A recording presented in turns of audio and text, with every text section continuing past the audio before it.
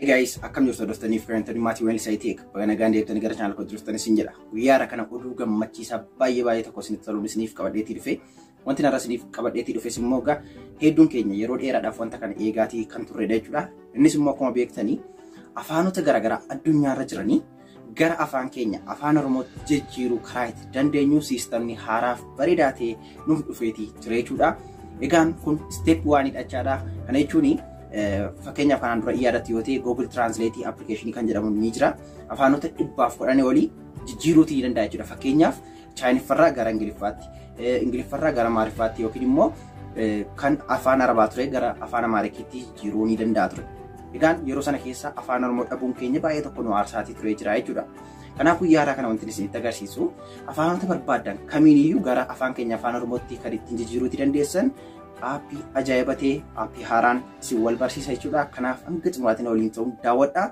Egaan afaan Oromoo qofaa miti afaanota addunyaa kanarra jiran kamiiniyyuu gara afaan barbaadanitti jijjiiruudhaan namoota barbaadanii wajjin haasa'uu ni dandeessu. Hunda caalaayyuu immoo kan appilikeeshinii kana akkan jaaladhuuf akka na gammachiisu kan na taasise iddoo barbaadan kamitti fayyadamuu ni dandeessu jechuudha. Fakkeenyaaf osoo Google keessa jirtanii WhatsApp irra yoo namni ergaa afaan hin beekamneen isiniif erge salphaamatti translate gootanii gara afaan Oromootti, gara afaan Amaariffaatti, gara afaan barbaadan kamitti jijjiirtanii ilaaluu dubbisuu ni dandeessu jechuudha. Ammallee kana qofaa miti. Fakkeenyaaf immoo afaanota Ingiliffaarraa gara afaan Amaarikiitti jijjiirtana jennu sana qooqaan akka inni dubbatu akka inni sagaleedhaan isiniif dubbatu gochuu ni dandeessu jechuudha. Kanaaf voice illee waluma faana waan qabuuf salphaatti akka fedha keessaniitti akka isinitti tolutti itti fayyadamuutii ni dandeessu. Haalli itti fayyadaman isaatii hedduu tokko salphaadha. Kanaaf egaa amma step by step akkaataa itti fayyadamuu dandeessan sirriitti wanta isinitti agarsiisuu fi waliin taatii step koo hordofaan isin jedha. Egaan kanneen gara chaanala kanaatti guyyaa irriifuu dhuftanii yoo jiraatan immoo subscribe godhaatii faamilii keenyatti dabalama. Barnoota kana kan caalanillee hedduullee isiniif qabadhee yerootti waan dhiyaadhuu fi laayik gochuudhaan namoota baay'ee biraa akka inni ga'ullee yoo na deeggartan tatti salaan isin jedha. Amma osoo yeroon gubiin gara barnoota sanaatti isin dabarsa.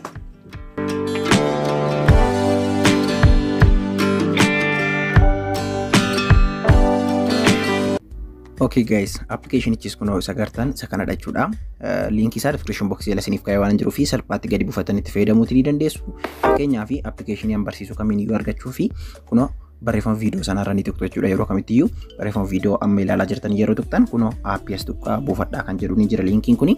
Linkii kana sal tokkootiif yeroo isin tuqxanii gara kanaa isin fida jechuudha.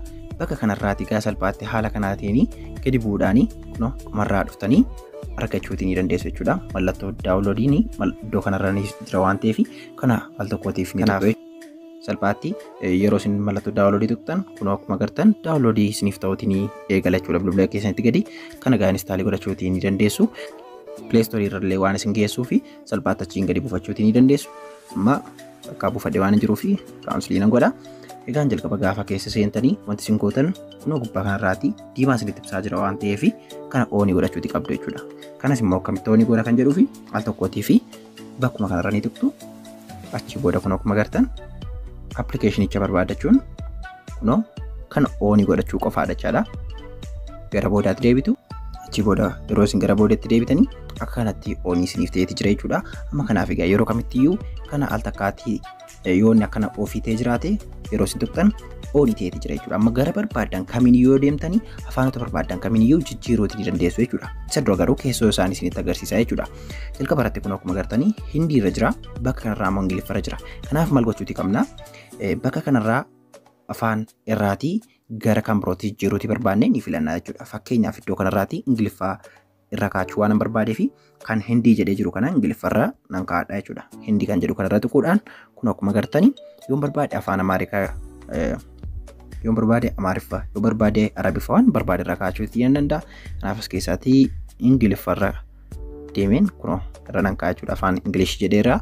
Kanaaf adda irraatii immoo akkuma agartanii Ingiliffa jedhee waan jiruuf isa kana immoo gara afaan kan biraa gara ofii kootii an barbaaduttan jijjiiradha jechuudha. Kanaaf as keessaatii afaan Oromoo illee ni jira waan ta'eef afaan Oromoo irras kaa'achuu ni dandeessu. Kun akkuma agartan immoo afaan Amaariffaan ni jira, afaan hedduun jira jechuudha. Arabiffi ni jira. Egaan Chaayiniffarraa yookiin Ingiliffarraa gara Arabiffaatti, gara Oromiffaatti, gara Amaariffaatti jijjiiruutii ni dandeessu jechuudha. Kanaaf egaa as keessaa Oromoo kan jedhu nan barbaadadha jechuudha. Kunoo akkanatti ni barbaaddattu jechuudha.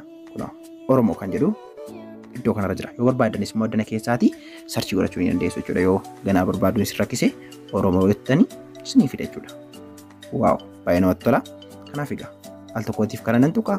Akkuma agartan yeroo kamittiyyuu Ingiliffarraa gara afaan Oromootti waan barbaade kamiiniyyuu jijjiiruu ni danda'a jechuudha.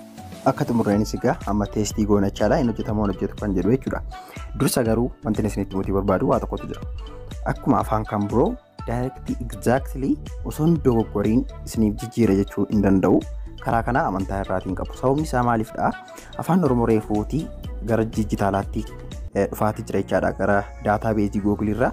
Kanaaf yeroo translateii gootanii afaanota garaagaraa kana gara afaan Oromootti jijjiirtanii dogoggoruutii ni mala jechuudha. Al tokko sirriitti isin fiduu danda'a, al tokko immoo ni dogoggora. Kun sababa maaliidha? Barreeffamni afaan Oromoodhaanii qubeen sirriidhaan gara daataabeezii Googleetti galee muraasa waan ta'aniifidha jechuudha. Yeroo muraasa booda garuu fooyya'aa deema jechaadha. Amaarfi akkasuma ture jechuudha jalqaba. Qooqee warra Amaaraa jalqaba akkasuma dogoggoraa ture. Garuu amma sirriitti translateii godhee afaan barbaadenuuf jijjiiruu danda'a. Kan keenyas akkasuma suutanuuf guddachaa deema, suutanuuf fooyya'aa deema waan ta'eef obsuu qabdu kuniyyuu nu gammachiisuu qaba jechuudha. Okay, amma egaa gama kamiiniyyuu deemuu ni dandeessu. Al takkaa oonii godhattanii jirtu taanaani. Kanaaf amma wanti narraa barbaachisu Google keessa deemuu ni danda'a, Facebook irra dhaquu ni danda'a, WhatsApp irra dhaquu ni danda'a. Wanti gochuun irraa eegamu kun mallattoo ishee kana jechuudha. Akkuma agartan mallattoo ishee kana anaa wajjin deemti waan ta'eef bakka hin deemu hundumaa kana fuudhee dhaqee barreeffaman jijjiiruu barbaade sanarra akkana fuudheen irra kaa'ee jechuudha. Kunoo sekeendii 2 gidduutti fuudhee jijjiira jechuudha. Kunoo akkuma agartanii waan barbaadan irra dhaxxanii akkana qabdu fuudheen immoo gara afaan barbaadanitti isiniif jijjiira jechuudha. Baay'ee tokko namatti tola. Kanaaf egaa akka kanatti fayyadamtanii waan barbaadan jijjiiruu ni dandeessu. Ammas immoo qoqa kan biraa jijjiiruutti barbaadan isinitti agarsiisa. Fakkeenyaaf gara afaan warra Amaaraarra kaa'ee kunoo kan baas keessaati. Kunoo peejii kana jijjiiruun barbaada jennu fuudheen akkana fuudhee irra qaba. Agartanii Amaariffatti geeddareetii jira jechuudha. Baay'ee tokko salphaadhaatti fayyadamni isaa.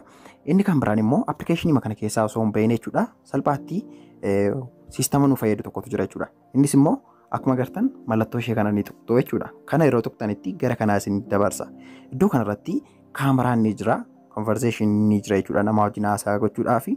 Kan biraan illee kunoo iddoo kanarraati mallattoo maayikii ni jirti waan ta'eef kunoo mallattoo maayikii waan jirtuuf iddoo kanarratti ishee kana tuquudhaan haasoftanii yoo Arabiffa beektu ta'e, Chaayiniffa beektu ta'e, Ingiliffa beektu ta'e gara qooqa barbaadaniitti jijjiiruu ni dandeessu. Meeshti amma fakkeenyaan isiniif kenna. Hello my brother, how are you?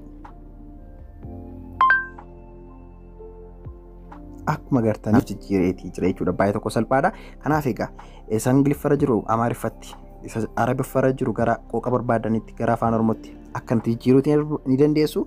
Yoo barbaadan kun ogaa akkuma agartan mallattoo ishee kanarra tuquudhaan koppii gootanii namoota barbaadaniif karaa WhatsAppis ta'e karaa barbaadan kamiiniyyuu sheerii gochuutii ni dandeessu jechuudha salphaamatti. Kan biraan immoo namni suni afaan Chaayiniffaa isin erga jennu nuun immoo afaan Oromoo qofaa beekna yoo ta'e yookiin afaan Amaariffaa beekna yoo ta'e salphaatti maal goona wanta inni nuuf ergee sana fuune wanti kun fuudhee kana ishee kana jechuudha. Akkuma agartanii yeroo hundaa gara bitaa kanarra yookiin mirgaa kanarra teessi bakka barbaadanitti butuu ni dandeessu.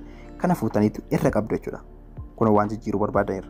Akkuma agartanii hello brother how are you jedhee naaf geeddareetii jira jechuudha. Kanaafi Arabiffaa yoo inni duukaa haasa'e Amaariffaan duukaa haasa'uutii hin danda'a, Oromiffaan duukaa haasa'uutii hin danda'a. Yeroo kamittiyyuu as keessaatti dhuftanii qooqa barbaadan jijjiirachuu ni dandeessu jechuudha. Hedduu tokko namatti tola.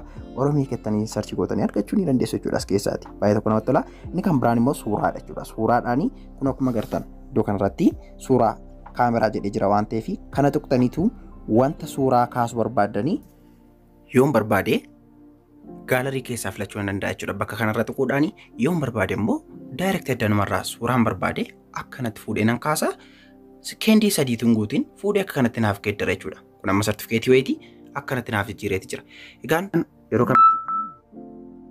Egaan yeroo kamitti afaan Oromoorraa, Ingiliffarraa, Chaayiniffarraa akkasumas immoo Amaarikiirra jiraachuu isaa cheekii godhachuu qofaadha. Kanaachi kun oonii taanaan yeroo kamittiyyuu mallattoo ishee kana akkuma agartan mallattoo kana qabaannaan bakka kam keessattiyyuu afaan barbaadan qooqa barbaadan jijjiiruu ni dandeessu jechuudha gara laanguweejii barbaadanitti. Kanaaf egaa hedduu tokko isin fayyada isinitti tola jedheetii yaada. Egaan aappiin kun siitingii kan biroo faayidaa qabeessa ta'an baay'ee isaaf keessaa qaba. Kana caalaa yeroo keessan gubuu waan hin barbaanneef yeroo isaanuun isinitti agarsiisa.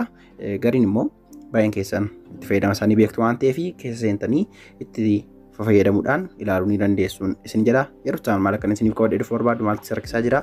Koomentii irratti yaada keessan naaf barreessuu hin dagatinaa isin jecha. Yeroo itti deemnee galagartuun nagaan naaf turaa isin jaaladha isin kabajaa. Bye bye.